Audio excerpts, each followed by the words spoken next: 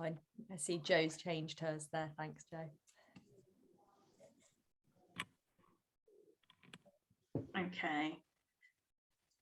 So for those of you just coming in, there's been a slight techie confusion, and you'll see that your name is displaying as Charlotte Wiseman. And I'm sure that you don't all want to be Charlotte Wiseman leading the discussion today. So if you are able to and can just go in and just change your name to what your normal name is, then that would be really useful, just to avoid any confusion. I think that's, yeah, everyone's working that out now, so apologies there for any confusion. We'll just give everyone a couple of minutes just to come through. There's still people entering at the moment, so I don't know if now's a good time to launch a poll. Charlotte suggested. So Charlotte, do you want to kick us off with this? Yeah, it's just a bit of an invitation. Most of us run through our lives head first, and we get to the end of the day and we kind of go, whew, and we've not really checked in with how we feel. So it's really just giving ourselves a moment to say, how do we feel on a scale of 1 to 10? 1 being low, 10 being high. So if you're feeling kind of low energy, low mood, put yourself in the 1 to 3, middle of the road, 4 to 7, or up at the top, 8 to 10. And it kind of is everything that you're, how are you feeling on the whole today? So it just gives us a moment to check in with ourselves on how we're feeling. And that's not so good immediately after techie issues, but well, it's always interesting then to see in the chat function if there's a reason people can identify what it is, and someone will go, oh yeah, I forgot that, I haven't had lunch yet, or I had a really good lunch, or someone just emailed me some nice news, so if anyone wants to add into the chat function what's making them that number, then that would be great. And I'll just kick off with a bit of an intro while we're just waiting for people to populate that and answer the poll and kind of settle in. So hello everyone, and welcome to today's webinar, which is all about managing the mental health of your staff. Just a couple of bits of housekeeping just to kick off with. The session's being recorded, you'll see that at the top of the screen. Hopefully there won't be any more technical issues, but if you do experience any, we've got my colleague Katrina here, who is the black knockhold screen there, who will do her best to help if there are any technical issues that you're experiencing, so just pop those in the chat. So for those of you who don't know me, my name's Joanna. I'm a Principal Associate in the Employment team here at Knockholds. I'm joined today by my colleague Rachel Davis, who's also a Principal Associate in the Employment team here. Rachel's also a qualified mental health first aider, and she leads all of our mental health initiatives here at Knockholds. And of course, we're absolutely delighted to be joined by Charlotte Wiseman. Charlotte is an applied psychology and leadership consultant. She specialises in workplace wellbeing and leadership, so she's an absolutely fantastic person to have along today. Some of you will have been to Knockholds seminars that we've run about mental health previously, and we've concentrated really on the legal obligations that employers have towards their employees. So we've looked at things like health and safety and well-being, and making sure that employees are safe while they're working for you. And we all know that the failure to comply with those obligations can lead to staff being less productive, taking time off sick, sometimes leaving your employment, and maybe even bringing an employment tribunal claim against you, which might be that they think they've been discriminated against or treated less favourably because of having a mental health issue, perhaps. So clearly there are really serious consequences for employers who either don't deal with mental health issues at all or don't deal with them properly. But we know that from speaking to a lot of you over the last few years, particularly through COVID, when, let's face it, all of us have been affected in some way, whether we felt anxious or uncertain or frustrated or depressed at the constant changes and rules and regulations, that actually one of the most difficult things as an employer is what to do when someone comes to you and says that they're finding things a bit tough at the moment, or if you can see that they are, or there's something different about them, but you just don't know quite how to start that conversation, particularly if you're worried about potentially having legal implications and claims brought against you. So today, instead of talking about the law, we thought it would be really useful to invite Charlotte along to share some tips about how to address those mental health discussions that you might need to have with your staff. So Charlotte's going to speak for about 45 minutes or so, and then we're going to invite questions throughout. There's time, Charlotte will sort of answer questions as she can as she goes through, and then some time at the end. So please do pop your questions in the chat and we'll get through as many as we can. Hopefully you'll enjoy the session, and without further ado, over to you, Charlotte. Thank you. Thanks, Joanna. And thanks everyone for being here. Really, really pleased to see the high numbers of everyone who's making the time for this, because it is, it's a Monday. We've walked back into the barrage of work, and there's always a reason to not come to one of these things. So really important that you've prioritized this. As Joanna said, my name's Charlotte Wiseman. I am a researcher and a consultant and a trainer.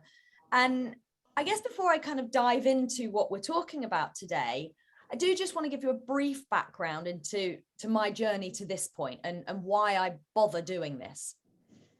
And that is essentially when it comes to looking after my own mental health and supporting the mental health of my team, I really made every mistake in the book. That's kind of how I got here. I was in a role about 12 years ago as a kind of middleweight designer in a team, and was very quickly put into a management role. And it was pretty much overnight that I went from being a designer in a team to managing all the design and production of the brand I was working for. And that meant I was traveling for about 6 months of the year. It meant I was working with people on different time zones. So it's quite easy to work 14 and 16-hour days. I was working in the fashion industry, which meant most of my factories were open on a weekend. So it was quite easy for me to do a 6-day week. And that's exactly what happened. I quite quickly started to work 6 days a week, 14 to 16 hours a day. I'd never been given the skills of leadership. Therefore, I didn't really understand what I was going to say. I'm going to say how I was motivating people in a way that perhaps wasn't the most effective approach. And I quite simply burnt myself out. And it made me stop and think. It really made me stop and think. And for me, I guess what I didn't realize at the time was how me not looking after myself was impacting my team and impacting the people around me. I didn't realize at the time that there were people around me trying to help, but the stuff that they were saying was often making me more ashamed of what I felt, less able to speak up when I was experiencing challenges. And that's not because people didn't notice I was struggling. It was because people aren't given these skills. And so that's really what led me down the path that I've subsequently followed. So at the time, I was diagnosed with anxiety and depression, recommended I took time off work, and I firmly said no. I said no, and I think that probably for me at that point in time, it was the best decision I could have made. And for very many reasons that I'm not going to go into today, but really important that we don't always assume time off work is the best approach for people. For me, what I did was I worked through my recovery, making small adjustments to how I worked and starting to rethink my understanding of what mental health really meant. Really moving from this vision, as most people have, that if we're talking about mental health, we're talking about mental ill health. And I started to walk towards this understanding that mental health is a state at which we're at our best. It's a state in which we're motivated, we're engaged, we're fulfilled by our work, we're collaborative, we're supportive. And really getting my head around the fact that even if I wasn't ill, I could always be doing things to look after my mental health and to support the mental health of the others around me. And so I started to do this as a bit of a personal journey, firstly reading and then signing up to do a degree in psychology alongside my work. And it wasn't until eight years after my initial kind of moment of crisis that I eventually quit my job, went back to do a master's in applied positive psychology, and started to do what I do today. And I'm really going to be bringing you today practical tools, evidence-based tools from research that you can apply. Number one, to look after yourself, because if you're not looking after yourself, you're never going to be able to support anyone else. It's that old adage of put the oxygen mask on first before you try and help someone else. And secondly, to support your team, not just when there's a moment of crisis. How do you have better conversations all the time so people can optimize their mental health every single day within the workplace, manage challenge, all of those things? And that's really what the skills are going to be. They're going to be for that whole spectrum of optimizing positive health in the workplace, not just about dealing with crisis moments. So hopefully that's just about what you all thought you were here for. As Joanna said, it is being recorded, but please don't let that stop you kind of getting involved as much as you can. In the chat function, if you want to just send a private message to myself, you can do that using the blue drop down, and then I won't mention your name when I reply to you. If you're happy to send it to everyone, then it will be in the chat function there, and I might kind of comment, just like I might say to Caroline there. You know, she's just commented on some of the fantastic work that her team have put in this week or over the last few weeks. So I might comment back and mention your name if you're sending it to everyone. It is going to be a really interactive session, so keep the chat function open and we will get into today's content. So if there is anything that I don't cover today that you wish you'd asked, please do feel free to email me afterwards. But as I said, do keep the questions rolling in the chat function as we go through. We're going to start just by exploring the topic of mental health in a little bit more detail. So really exploring that thing I just mentioned about, you know, what is mental ill health and how does that relate to mental health and everything in between. We're then going to look at a very simple tool for enhancing mental health and improving everyday conversations around well-being. And then finally, we'll look at how we support someone if we start to become worried about their changes in their behavior and think that they might be struggling and need extra support. So 3 stages. Before we dive into what is mental health, can we get the results of that poll shared with everyone on the call? Can you share the results of that poll so we just get a bit of an idea? Is that feasible? Don't think I have that power. Is that possible? Oh, no, I'm not seeing anything happening. Okay. Well, you've all taken a moment to check in with how you feel. We might get those poll results pop up in a second, but what you were kind of thinking about there when you gave that number, just as we're seeing in the chat function, there's different things that combine to give us an idea of how we feel every single day. So when we look at the picture of health, you know, how are you today? It's usually a combination of our physical, mental, and social well-being that makes us feel well or not well. So we've got some of the comments in the chat function. Maybe you've had your booster, so maybe you're feeling tired, but maybe you're also excited because you feel a bit like, well, I'm a bit more resilient to potential illness in the future. Maybe elements of having to juggle homeschooling as well as work, as well as this, as well as that. People saying that maybe they're looking after a loved one and they're concerned about someone else. People saying they've had great conversations with work colleagues. So there's this elements of social well-being. There's elements of did a good workout or you slept well. So all of these components of physical, mental, and social well-being come together to give us a scale or a kind of an analysis of what is health. How are we doing? And just because we're not sick doesn't always mean we're 10 out of 10. So as we're seeing here, we generally, on the population of who's here today, most of us are feeling 4 to 7. Some people are feeling 8 to 10. Some of us are 1 to 3. And there are all sorts of different reasons, but not, you know, just because we're not sick, it doesn't mean we're all suddenly 10 out of 10. When we zoom in within that, and if you want to just close the poll so you don't see that, when we zoom in on mental health, what does your mental health do for us? Well, our mental health is really driving every single thing we think, feel, and do.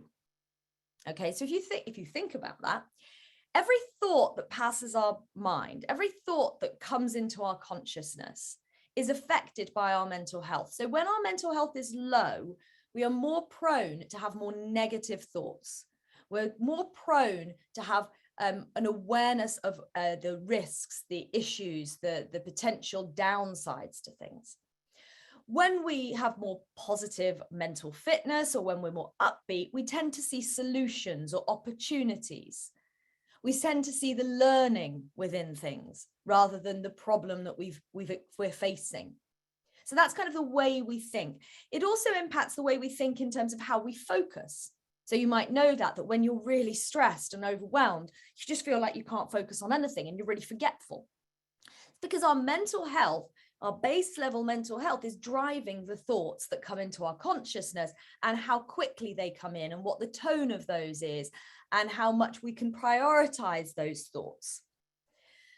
It impacts as well how we feel. So emotionally, our feelings, but also our physical feelings. So when our mental health declines, we're more susceptible to pain. And then it affects our behaviors, our decisions, our choices. Our mental health affects also how we see ourselves, how we see others, and how we think other people see us. So it starts to impact our levels of trust, how much we trust people, how much we are able to give them the benefit of the doubt, or we're able to be patient with them. How much we see that we actually have something to say and we have a voice, and to maybe step out of our comfort zone. It impacts how we remember our past and how we imagine our future. So it becomes involved in how we motivate ourselves, or how engaged we are, or whether we see our experiences as being beneficial or holding us back. And then it impacts, of course, how we deal with normal ups and downs of life. And that is the point. Everyone's going to have a bad day, a day when things seem to just go wrong. There's some tech issues, or there's a delay on the way to work, as well as bigger challenges in our life, such as bereavements or financial issues. And all of these are affected by how our mental health is. So when our mental health is good, at our best, then actually we're able to cope with all of these changes and often learn from them. And we start to see that when we have good mental health, actually stress can often be a positive aspect of our lives, improving our physical health, as well as improving our capacity to cope with future challenges. So it's essentially becomes a growth point. Every challenge, every pressure, every stress becomes a learning opportunity, and we become physically and mentally fitter so that the next stage is even easier. And it kind of becomes this upward spiral that then stress helps us be mentally healthier so that we're more resilient. And with time, we are just constantly going up and up and up. And that is why the World Health Organization define mental health as a state in which we are able to realize our own potential. And I think that's just so important that we remember that.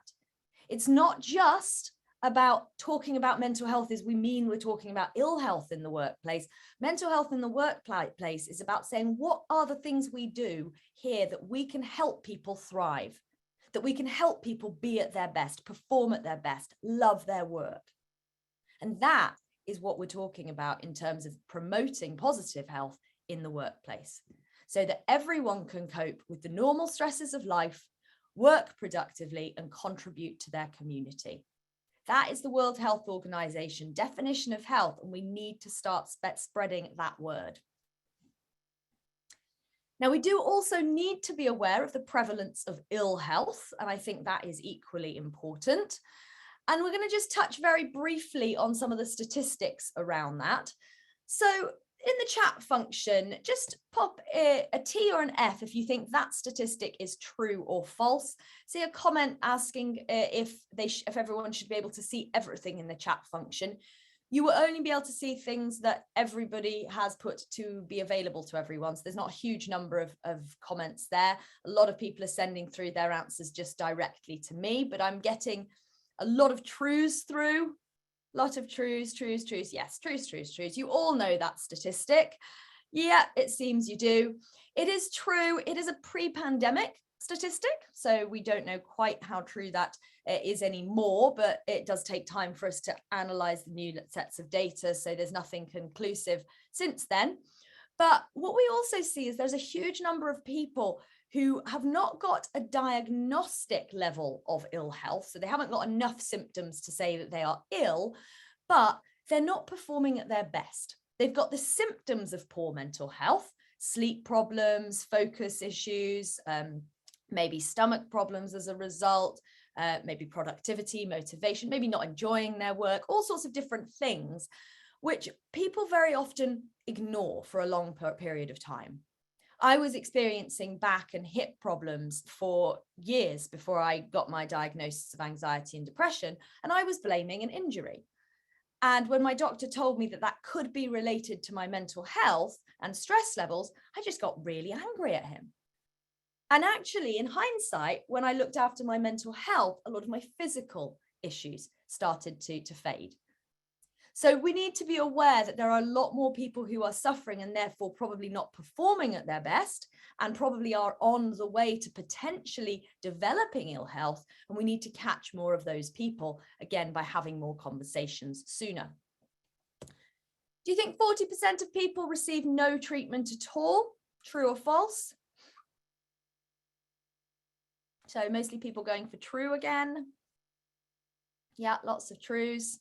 So funny seeing so many Charlotte Wisemans come through in the chat. It's not all me answering my own question.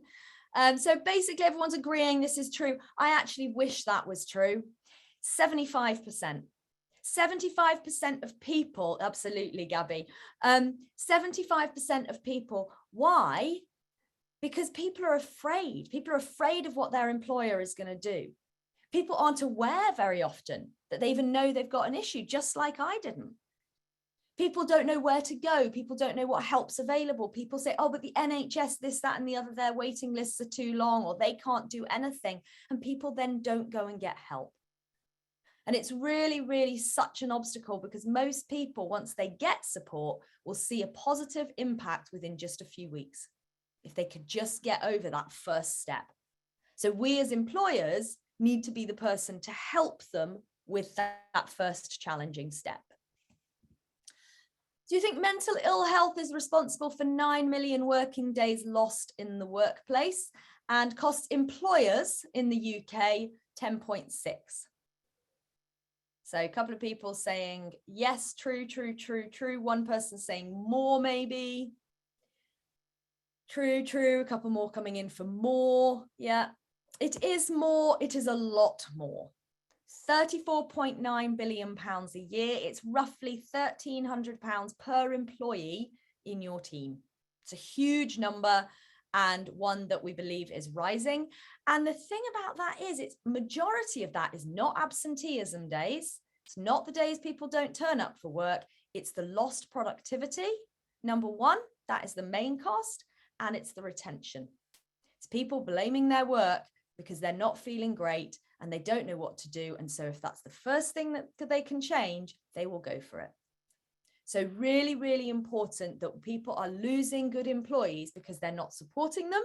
And in the meantime, by the time it gets to that stage, probably you've spent a lot of money in low productivity. Final statistic, do you think men aged 40 to 49 have the highest suicide rates in Great Britain?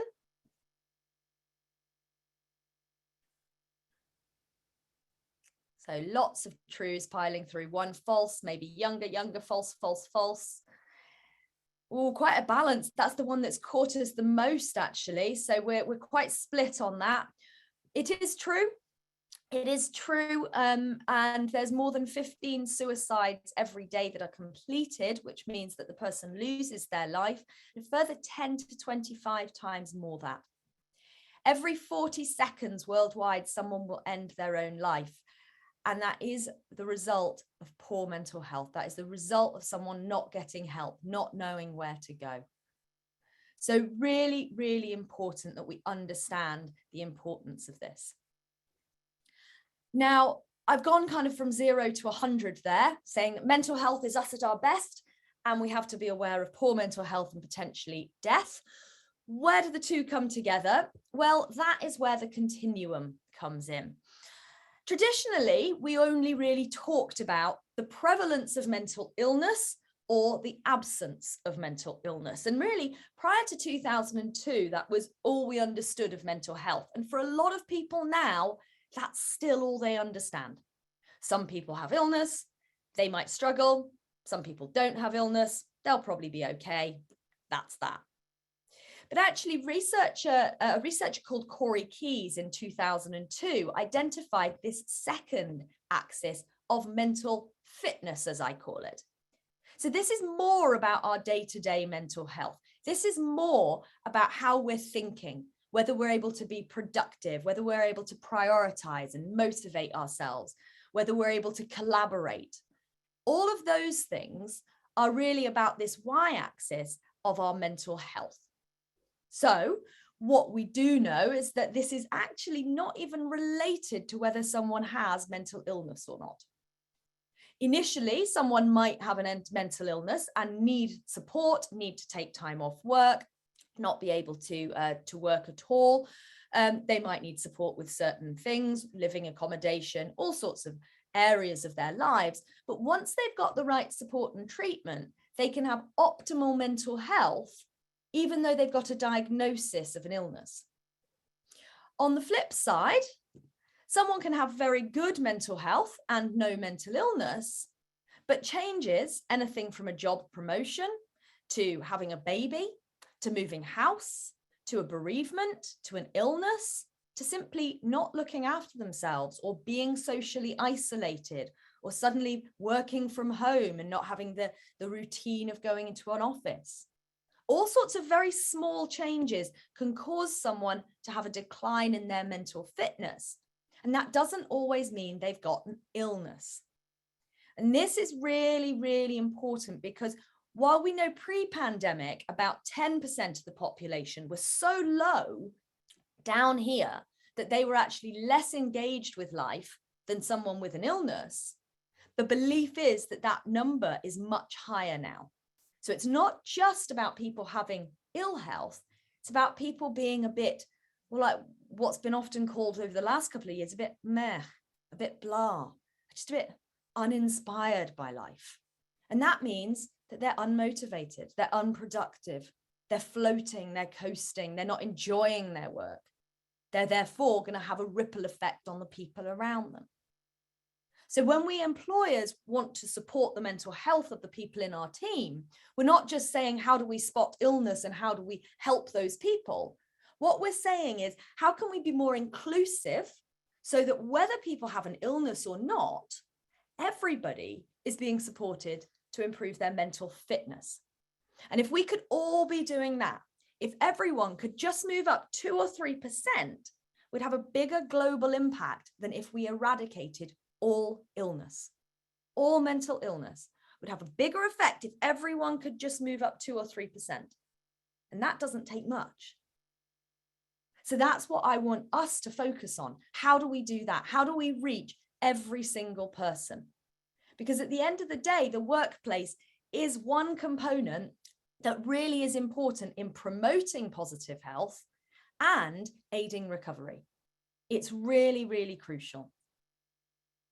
So as we move into this next stage and we look at how we can enhance mental health in the workplace, that's what I want us to be thinking about, not just spotting the signs of illness. So to help us with this concept, what I'm going to introduce you to is something called the resilience container. And anyone who's done mental health first aid training, you'll probably recognize this. It's a really fundamental part of that course, but it's a tool that can be applied to everyone. And it's on your handout. So if you want to go and use this with your team, please feel free. The concept of this is that the higher we are on that y-axis, the bigger our mental fitness container, which means that the stress that comes into our lives, the pressure, the changes, the deadlines, the challenge, the workload, all of those things we can deal with because our container is big enough. And as I mentioned at the beginning, when our container is big, sometimes that stress actually teaches us something to make our container even bigger. Having said that, we all, I think, at some point overflow. And we have more stress coming into our lives than we have space for. So just in the chat function, let's have an idea. What are the things you notice when you're stressed? So when you're overflowing, what are the things you notice? Here are some ideas. Just pop into the chat function. How do you know when you're stressed? How do you know when you're overflowing? I get stomach problems, sleep problems. I start to miss people's jokes, become irritable, snappy, less engaged, stomach problems, forgetting things, grumpy, withdrawn, isolate myself, low concentration, demotivated, all of them. Yes, I think I'm with you there. Tired, irritable, lack of concentration, neck pain, can't sleep, go off food, yet can't eat more, stomach problems, IBS. Yeah. Okay, so we're agreed. We're all human. We all have that stress response. The key is that stress response is not actually bad.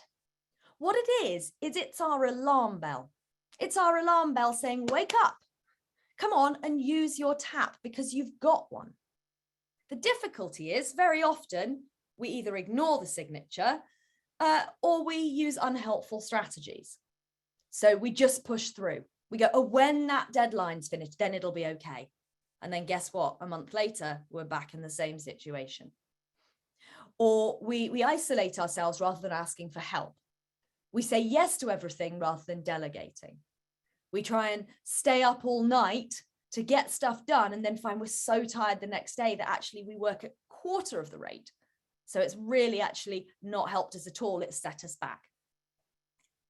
So when we think about how we manage our container, this is fundamental to us looking after our own mental health. And that goes for us as well as for our teams.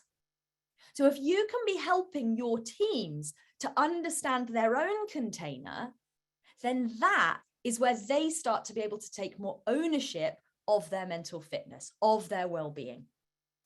So what I'm going to encourage you to do is think about how can you have this kind of a conversation with every single person you work with. Now, that might not be your responsibility. You might be having to hand that over to your next level of manager or your next team level. But how can you, when you onboard or when you're having one-to-ones, say to everyone, what is your stress signature? And help them to notice, not because you've got to do anything, but just how do they know? So on your handout, you've got this with none of the areas are populated, but you could use this with your team and you could say, let's do this as a team, or you could do it in one-to-ones. And you could invite people to say, what's your stress signature? What's the thing that you notice? And then get them to think, what are your protective factors? So what are the things that keep you at your best? And some of those things are likely to be physical, exercise, routine, not using their phone late at night. Some of those will be mental, so problem-solving skills, having goals, taking time out for hobbies, and they'll all have specific hobbies. There's never a one-size-fits-all with this. And then there'll be social elements, so the amount of feedback or the regularity of feedback that they want from you. They'll want to be knowing that they've got a team that support them. There'll be people outside, maybe communities that they're involved with. But this should be about the individual taking the time to really think about what theirs are. So what are their protective factors? What are their stress signatures? It's not about you answering the questions for them. You can then, if you want, invite them to think about what are the things currently in their container. And that's not always stressful stuff. It's very often more about just bits, stuff that's not finished. And that's why I've got like home tasks, admin, financial things. What we sometimes find in the workplace is that people don't really want to talk to their manager about everything in their container. So they might just have a component which is stuff outside of work, and they might want to put into their container primarily the work-focused things, which they feel more comfortable about. In other organizations, people want to put it all out there. They want to put all of those things. And that's about you saying, right, I know my team, I know the culture of my company, I know what we're going to be able to do, or give people the flexibility to put as much or as little in there. that's why I've used this, the T with the circle around it, which is if there's something I don't want to share with someone, or someone inviting someone to put anything in that they don't want to share with me, I say use the first letter of the word, or a word that, you know, resembles it or kind of signifies it for you, and put a circle around it, and you'll know what that means, but you don't have to discuss it with me. So elements of a kind of an element of confidentiality for them. But the most important part really here, well, apart from perhaps those protective factors, is making sure that they identify what are their helpful and unhelpful strategies. So it's about saying, now you know what your base level is, what are you going to commit to doing? And it's about helping them notice what are the helpful strategies and what are the unhelpful strategies, but also when do those helpful ones become unhelpful? So for example, yes, doing the odd late night, doing a bit of extra hours, it's needed sometimes. There's nothing wrong with that.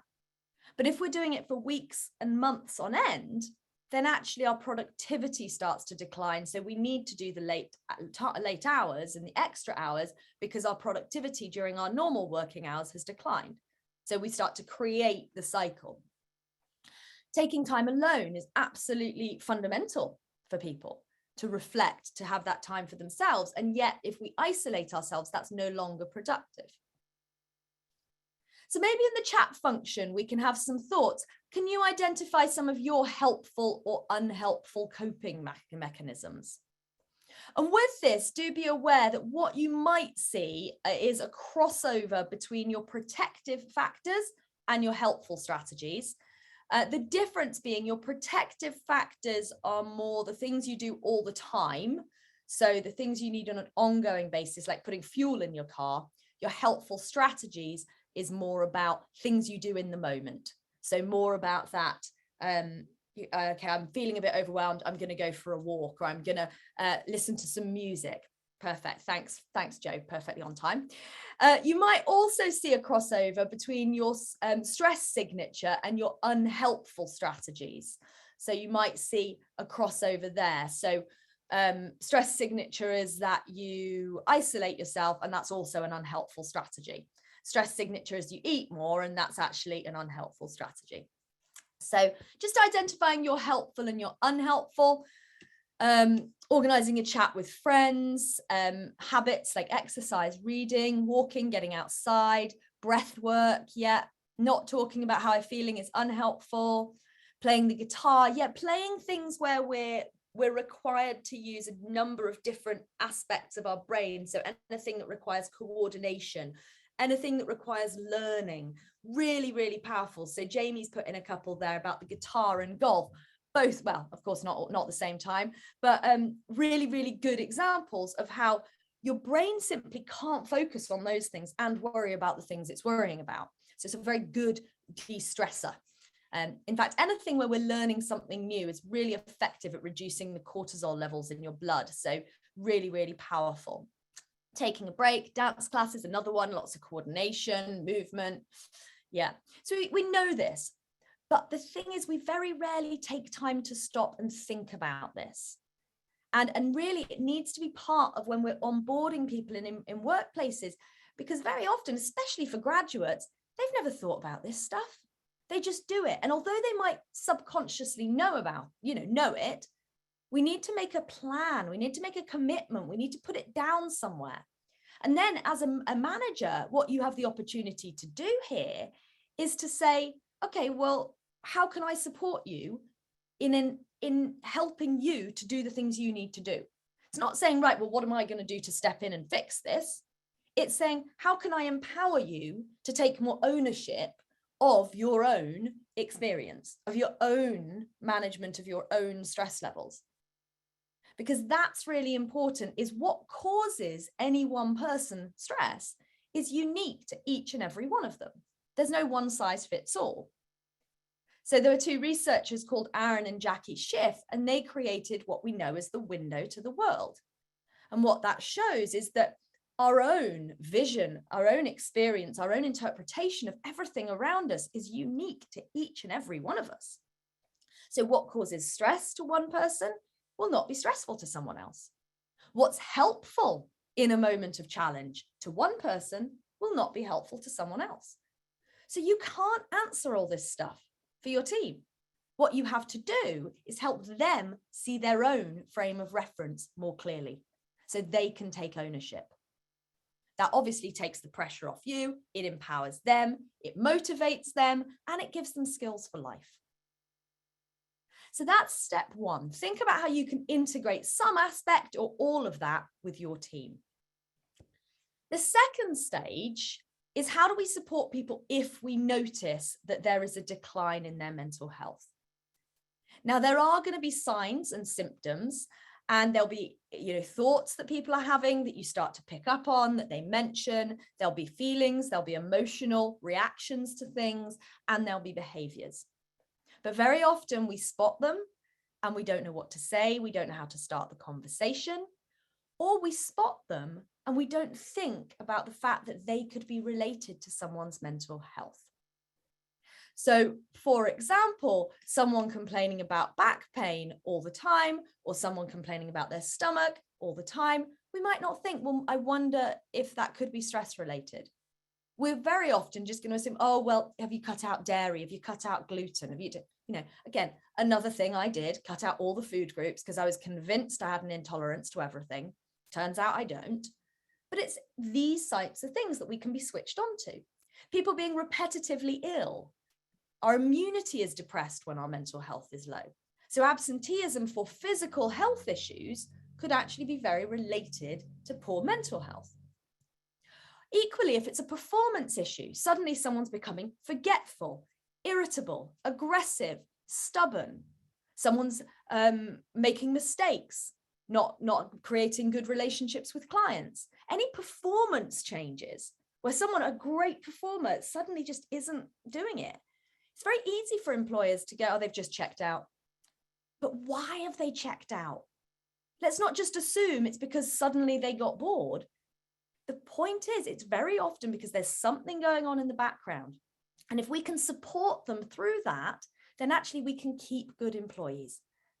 And that is so, so important, is that any changes, any signs and symptoms, we don't judge as a problem, we judge as a potential opening for a conversation. That's all we need to do. And I want to give you a very simple model for how we have that conversation, because this is probably the really hard part for a lot of us.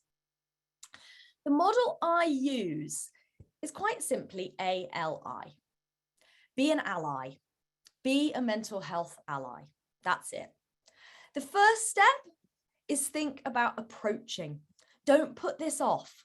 Don't wait for it to be a crisis. Because that's more and more what I hear after we've done a sort of a webinar like this, or one of the longer trainings, is people go, if I'd known this 5 years ago, I could have saved that employee, or I could have done this differently. I put it off and I put it off, and then the person left, or then there was the crisis. Ask and approach early. If you are stepping in at crisis point, potentially when someone is at a stage of considering suicide or harming themselves, or that is a different thing, and we need to address that as a crisis, which I'm not going to be able to cover in this workshop. But predominantly, have conversations sooner, as soon as you get an inkling that someone's just not 100%. And what we need to do is think about when and where we have those conversations so people can open up. Because if I just come to you and we're standing in the office kitchen and I say, hey, how are you? What are you going to say to me in the chat function? What are you going to say? Hey, how are you? Yeah, fine, okay, not bad. Yeah, surviving, good. Yeah, you don't even think about it because everybody says it, from the person in the Tesco checkout to, the person who greets you on your way into the office. We don't even think about it. It becomes this extension of the word hello. Good point. Yeah, it depends maybe who's asking. Some people you might think, well, actually they care. But probably if we're going to open up, we're not going to open up in a public space where anyone could hear. Because even if that person who's asking us is really someone we think might care, we don't know who else is going to walk in. So it's important we create a safe space.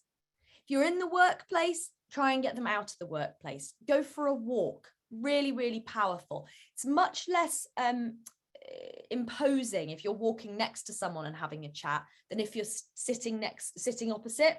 So if you're face to face, that can be quite intense. It can feel like an interrogation. So walking next to someone or sitting at 90 degrees, really, really powerful. Getting someone out of the workplace helps because we all have connotations with certain places in the workplace. Oh, I've had that happen there, or that meeting happened there, or I have my performance reviews there. Try and take them to a neutral space outside the workplace if possible.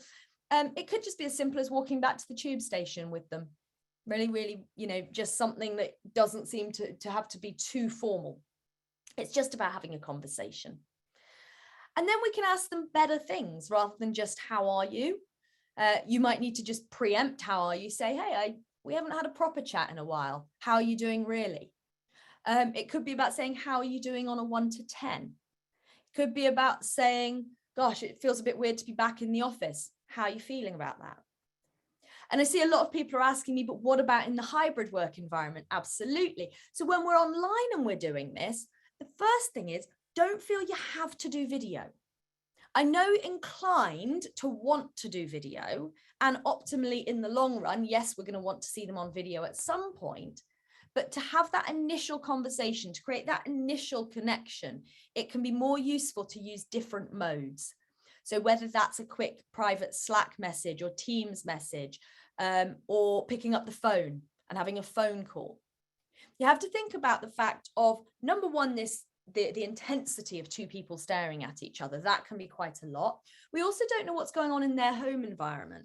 They might not be able to open up in their home working space. They might feel more able to do it out of the workplace, go for a walk. Hey, do you want to do a walk and talk at lunch tomorrow?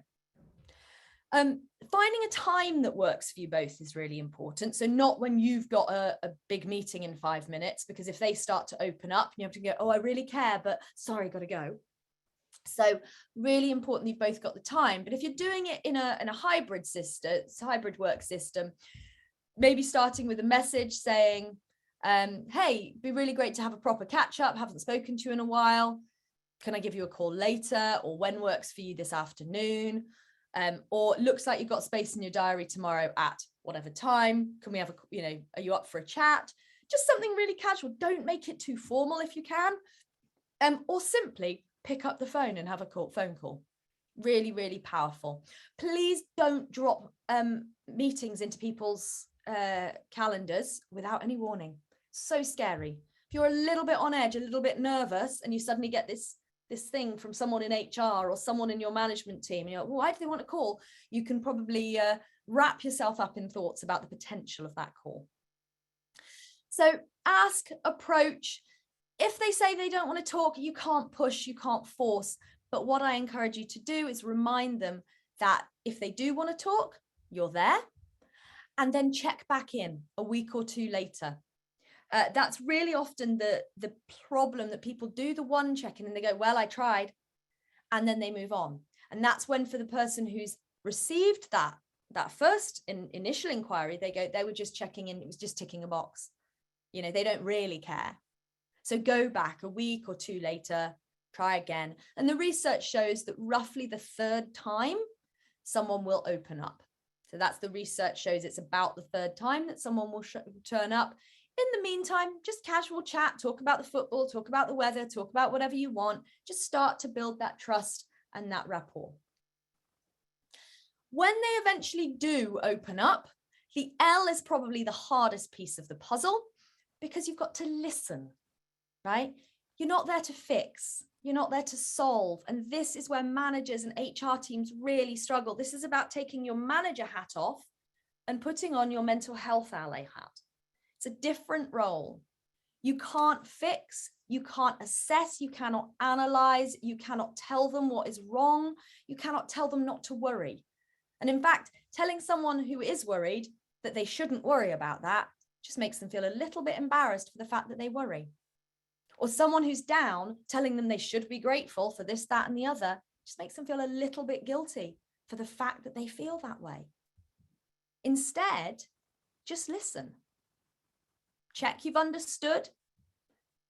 repeating back bits of what they say. Maybe, you know, someone's saying, oh, well, I've got all this stuff going on. You say, okay, so just sounds like you've got a lot of stuff going on at home and a lot going on at work. It's all just a bit too much for you right now. Is that right? And leave a silence. Silence is your biggest tool, your best, most powerful thing you can use. Because silence says, I'm not rushing to the next thing because you are worth my time. And it gives them a space to really reflect and think, actually, what is going on for me? Actually, how long has this been going on? And you can certainly ask questions to prompt their thinking. Here are some good questions. So you can say, have you felt like this before, or has anything changed? But as much as anything, we're just saying, I'm glad you've told me, please carry on. Is there any way that, you know, is there anything you can identify that's changed, or how is this impacting you? We're just really creating that space more than anything. So this listen is not about fixing, it's about saying, okay. And I really encourage you to not ask too many questions, because that's when it starts to feel like an interrogation. And very often we go away from the open questions, like, how is this impacting you? And we start to try and lead people down a direction by saying things like, have you thought about doing this? Have you tried doing that? And what we're saying subtly, but not that subtly, is, I think you should do this. And it's not helpful, because that's you telling them what you think would help you through your frame of reference. So really, really important. Absolutely, if things come up that it is about the workload, when we get onto the final stage, we will address that. Absolutely, good question. But at this stage, before we get there, we want to check we understand what's going on for them, because this is about building the trust with them that we have understood. So that's where this is really important. We will get to the bit where we are going to offer support, but that's the third stage. And I really want to differentiate. We need the time to listen first, because if we dive in with solutions here, you'll only get a tiny piece of the picture. And you'll jump in and fix this, when actually, if you give it longer, you'll realize that that thing that they comment on, that was a tiny bit. And there's all this stuff that's making that a problem. So really, really important. It's not always the first thing that comes up. They'll go, oh, it's the workload, or it's this. But is it really that? What else is going along? Because other times, actually, if it was just that, they might be able to cope with that. It's usually a component, it's different aspects, and we need to give them space to explore all of that. We then move in to the informing them that support's available and offering them what support we can. So what we then come to is not saying what I can do is this, that, and the other. It's saying, right, what do you think would support you? What do you think would help?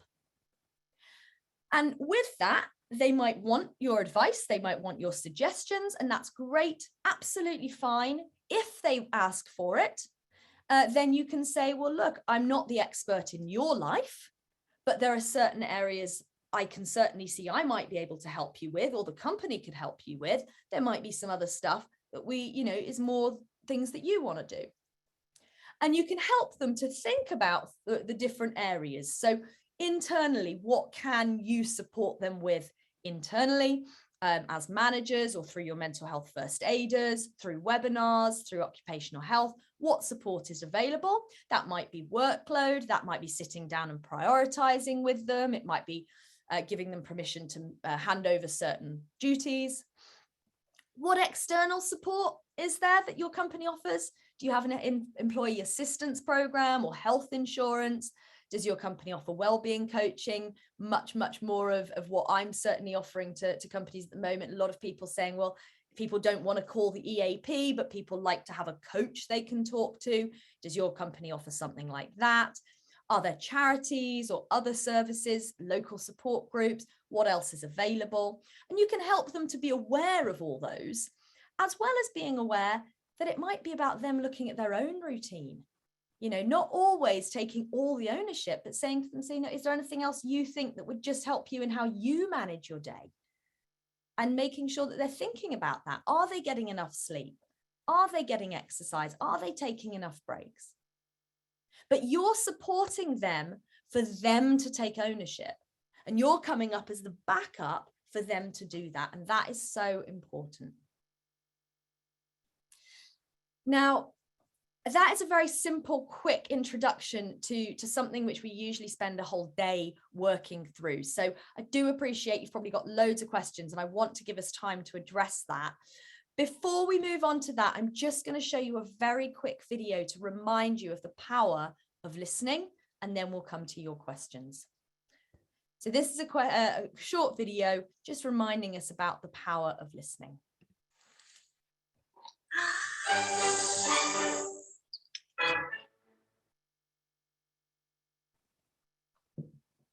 So what is empathy, and why is it very different than sympathy?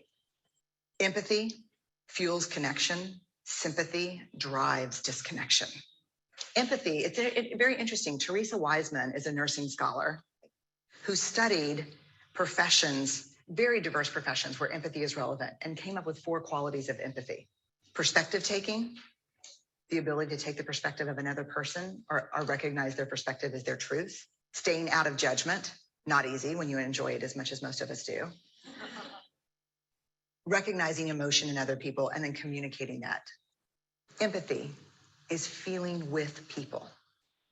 And to me, I always think of empathy as this kind of sacred space when someone's kind of in a deep hole and they shout out from the bottom and they say, I'm stuck, it's dark, I'm overwhelmed.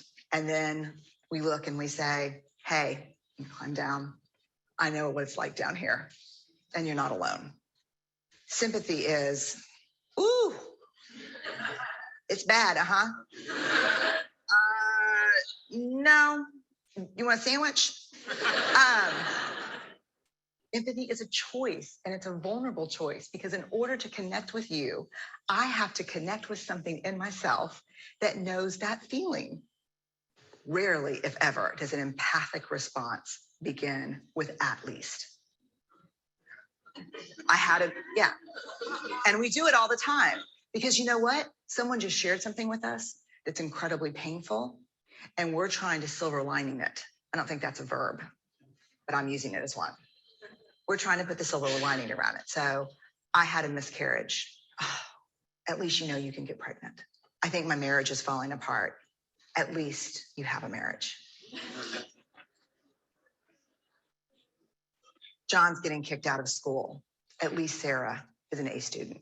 But one of the things we do sometimes in the face of very difficult conversations is we try to make things better.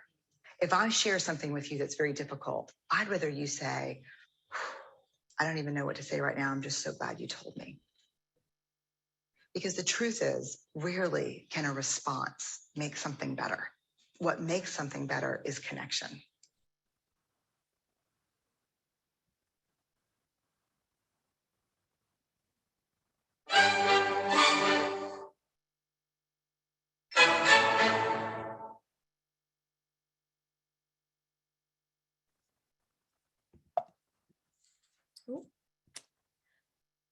Okay. Hopefully that has just reminded you of the power of listening.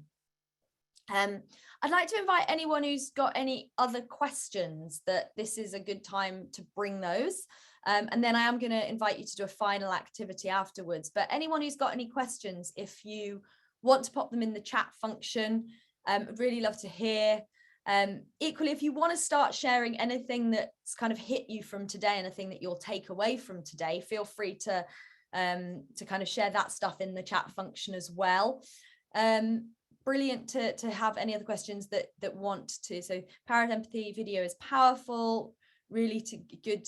So it's so key to good leadership. Yeah, absolutely, really important. I published an article on LinkedIn this last week, Friday, all about it and about the importance of it. So do take a look at that. It might be useful to share. And it's very much, it is definitely a lot of the leadership training I'm doing at the moment is around taking that all the way back to board level, because this starts at board level. If you cannot have empathy in the boardroom, it's never going to ripple down. So it's really about trying to make sure that your very senior leadership team understand that. Really important. Glad it's been useful. Lots of people saying useful, practical tips, fantastic. No questions coming through, and I am conscious it's 2:30. So maybe if you do have any questions, feel free to pop them in. I just want to send you one final reminder before we wrap up. And that is really the importance of maintaining boundaries. And this really comes back to that beginning point that you cannot look after anyone if you are not looking after yourself, if you're not role modeling this, if you've not got the capacity to listen, to be present. Emotions are contagious. So you need to look after yourself. Comments on how to get board level buy-in. Drop me an email and I'll send you a very good report by Deloitte, which gives you all the financials, and then just create a really good financial sort of assessment of potentially how much the board might be wasting on poor mental health. So yeah, Ria, drop me an email. It's just charlotte@charlottewiseman.com. I'll send you that. And then I can also give you some other slide decks and other things on helping you create your business case for this. I know it is not always an easy journey, but you will get there. Okay, yeah, so anyone else? Okay, so I'm just going to take a quick screenshot of that email and I will drop that to you as well, Kate. So I have a staff member who struggles, especially around Christmas, and we need professional help. How do you encourage professional help? In terms of the encourage professional help, a really good question to ask is there, just start with, is there a reason you don't want help? And that's really a good entry point, because we often try and persuade someone through our own frame of reference. So we kind of say, oh, but it's this, that, and the other, and that's not the blocker. That's not the blocker. Maybe it's a cultural issue. Maybe it will be that the whole family will feel judged if they go and get for therapy. Maybe it is something that is more about their time, more it's they don't know where to go. It's really important you understand the source. So just saying, is there a reason? And then helping to work with that. And on that, James, again, drop me an email if you want to have a quick chat about how to do that. And then the phrasing can also help. So inviting them, if they would like some coaching, can often be a really good first step, rather than, oh, you need to see a therapist. And that can be something. I'm seeing so many people asking for the document there. So yeah, I will try and let me take a screenshot of all these people that want the document. Whilst the right words come from higher up, nothing changes. Absolutely. Yes, there is always that difficulty, that sometimes companies, well, not always, very often there is the challenge that companies will talk about their values and they'll talk about their strategy, and then as soon as the pressure's on, that's out the window because it's not the priority. And what they don't realize is the strategy is never gonna get into place at the right time, and actually their business strategy is being held back by poor well-being. So it isn't always straightforward. It is about finding an entry point, and not something that I can answer immediately here. But again, we can chat about it and I can try and help you find that entry. Think about what the board goals are, think about what they want, and then see about how can you make this part of their strategy. Really, really important. And Joe also saying, yeah, absolutely, it takes time and persistence, but the statistics do help. I will get those documents over to you all for helping you develop that strategy, but equally let me know. I'm quite used to trying to get the boards on board. Before you all run off to your next event, your next activity for the day, I am going to invite you just in the chat function to say one thing at least that you will take away from today. So all of this stuff is great, you've got all this knowledge, but unless you actually commit to an action, nothing is going to change. That could be as simple as you looking after yourself a little bit better. It could be about supporting others. Whatever it is, I'd love to hear something you're going to do in the chat function. If you'd like to do something you're going to start, stop and keep doing. So listening, empathy, look after myself, put myself first, take time for myself, not to try to not withdraw, be conscious of overworking. Yeah. Trying not to fix. Fantastic. Loads of really good takeaways. Make sure I follow up with people. Yeah. Fantastic. Loads of different ideas coming through. Revisit your container. Encourage others to think about it. Be conscious of the overwork. Yeah, work out what overwork means for you and how often it's okay to have an exception to your rule. Too many hard rules usually is not effective. So we need to have a little bit of flexibility, but what's okay within the realms of that. Take action sooner rather than later. Absolutely. Share the empathy video. Yes, the empathy video is available on YouTube. Just Google Brené Brown, empathy versus sympathy. Put in trainings for your team, be in touch. Yes, absolutely. Find your tap. Yeah, have an experiment. Ask your friends, take a look. Trying to think if there's any other great resources. Some stuff on my website under the resources page might give you some tips. Stop trying to replay the negative events. Yes, absolutely. If you haven't tried mindfulness, mindfulness-based cognitive therapy, as opposed to mindfulness-based stress reduction therapy, has some very good tools for that. Again, drop me an email if you want some tips. Focusing on self-care. Fantastic. I'm really pleased that everyone's taking stuff away with this. It's so important. I also love it because, to be honest, I do this and it means I'm going to be a bit better at doing this stuff myself. So thank you for reminding me. Lots of different things on the resources page there. And as I said, on my website, there's a variety of things. My LinkedIn page, I'm always updating with new tips and bits. So do take a look. But equally, just drop me a message. I'm really committed to making this work, and it has to be about finding a way that works for your company. There's no blanket approach, and you'll all be coming from different starting points with different boards and different teams and different challenges. And that's about finding a way that you can start to integrate this in a way that works for you. So thank you so much for your time. It's been a real pleasure, and really glad that you've been able to attend. And I hope to be in touch with some of you over the few weeks ahead. Thanks, Joanna. Thanks, Rachel. Yeah, thank you. That was absolutely fantastic. Really inspirational, and certainly, I'm sure, given lots of food for thought for everybody. And as you say, it's so much more than just, you know, the potential of ending up in an employment tribunal. It's all this stuff that happens on a day-to-day basis that is, you know, quite, when you break it down as you have, you know, easy to start addressing. And actually what we're seeing at the moment, when there's so much competition for retention of staff and things like that, that wellness in itself is really becoming a benefit that staff are looking for when they're looking to join your organization. So you know, now is the time to be tackling this, I think. Yeah, no, absolutely. I've spoken to a couple of companies they've been told by recruitment agents, what's your wellbeing policy, because that now they have to use that as a key promotion. So I think absolutely. Yeah, thanks, Charlotte. That was really useful. I think it's really helpful for us all to recognise these things in ourselves and how we can help ourselves, so that we can then help employees, friends, colleagues. So it's really useful. Thank you. Yeah, absolutely. Are you going to take anything away, Rachel? Put you on the spot there. Yeah, I mean, as Joe said, I'm a mental health first aider here at Knockles anyway, so I really like the stress container. So I use that for myself. I often think to myself, okay, I need to start thinking about the tap and what I can do to release some of these stresses. So yeah, that's something. And also, like when you say, when you're talking to somebody, just it's really difficult sometimes not to just give advice straight away, because you think, right, I'm here, they've asked me for support, I need to try and help them. But like I say, it's really important just to listen and create a space for them to speak.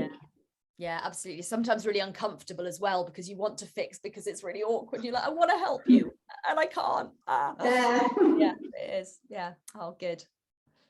Great. Glad it's been so useful. Yeah, really, really fantastic. And then maybe we can look at doing some more if people want. Absolutely, definitely. As you say, there's kind of a never-ending sort of conversation about all of this, and it's great to see so many people, you know, have enjoyed the session and been engaged in it. So yeah, definitely. Brilliant. Well, I'll close off now, just because I'm conscious of time and sure that everyone's got, you know, more, hopefully not more Zoom meetings, but more things to do. So thanks everyone for joining us. Thank you so much, Charlotte, for your time. And yeah, look forward to seeing everyone again soon. Yeah. Thanks very much. Thanks, everyone. Thank you.